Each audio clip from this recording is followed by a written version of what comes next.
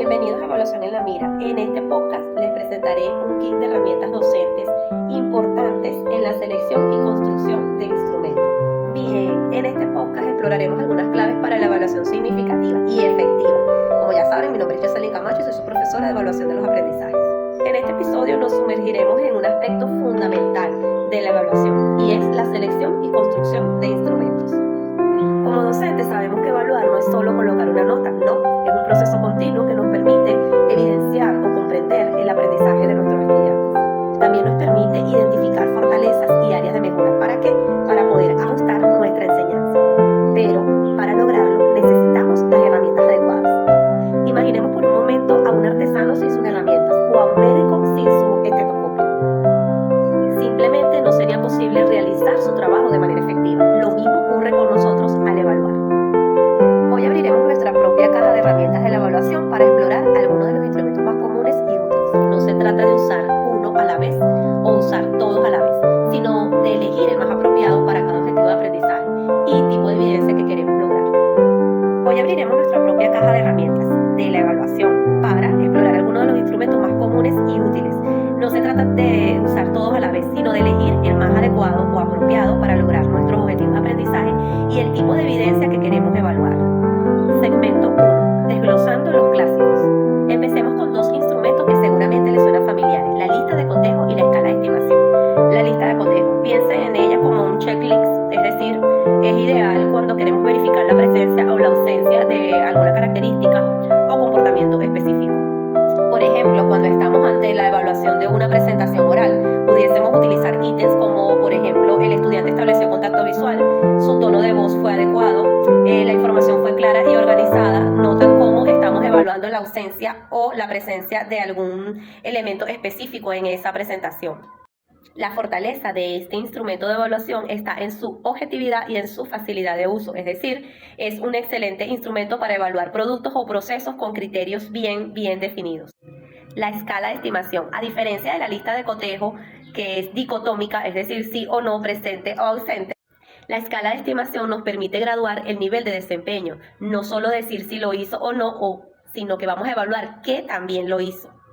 Ejemplo de algunas escalas, podemos utilizar por ejemplo las escalas numéricas que van del 1 al 5, podemos utilizar escalas descriptivas, es decir, siempre, casi siempre, a veces, o también podemos utilizar escalas gráficas.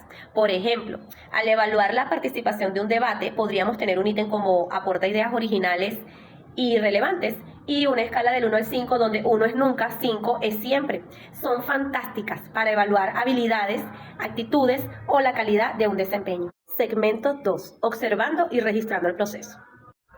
Como ya sabemos, a veces el aprendizaje no se manifiesta solamente en un producto final, sino en el proceso mismo. Para esto tenemos la hoja de observación y el registro anecdótico. La hoja de observación es una herramienta más flexible y adaptable. Nos permiten registrar comportamientos, interacciones o eventos específicos. Mientras ocurren. Además, podemos diseñarlas para observar el trabajo en equipo, la resolución de problemas o la interacción en el aula. Su estructura puede variar desde una tabla de categorías predefinidas hasta un formato más abierto para tomar notas descriptivas. Es vital que tengamos claro qué vamos a observar y con qué propósito. El registro anecdótico. Sí, el registro anecdótico es como una pequeña historia de un incidente significativo que observamos. ¿En qué consiste? Son descripciones breves, objetivas de un comportamiento o un evento inesperado, positivo o negativo. El registro anecdótico nos da información valiosísima sobre el estudiante. Vamos a dar un ejemplo. Toma nota. El 10 de junio, durante la actividad de laboratorio, Juan demostró gran persistencia al intentar solucionar un error en su montaje, incluso después de que sus compañeros se rindieran. Como ven, es crucial que sean objetivos. Describan lo que pasó, cuándo pasó y dónde pasó. Son excelentes para obtener una visión más cualitativa y contextual del aprendizaje y el desarrollo del estudiante. Segmento 3. Observando las percepciones y actitudes. No podemos hablar de instrumentos de evaluación sin mencionar una de las más populares para medir actitudes, opiniones o percepciones. Hablo de la escala tipo Likert. Esta escala es ampliamente utilizada en encuestas y cuestionarios. Nos permite medir el grado de acuerdo o desacuerdo de una afirmación. Por ejemplo, me siento motivado al aprender sobre la historia de Venezuela. Las opciones de respuesta ante esa premisa suelen ser totalmente de acuerdo, ni de acuerdo ni en desacuerdo. Su valor radica en que nos da una idea del sentir o la percepción de los estudiantes sobre un tema, una estrategia didáctica o su propio proceso de aprendizaje. Es importantísimo en las afirmaciones claras, concisas y no ambiguas.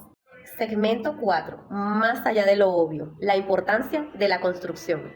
Hasta aquí hemos repasado algunos instrumentos clave, pero tan importante como conocerlos es saber cómo construirlos. Aquí te dejo algunos principios generales. Toma nota. Deben ser claros y precisos, es decir, los criterios y los ítems deben ser claros, específicos y no dar lugar a interpretaciones ambiguas.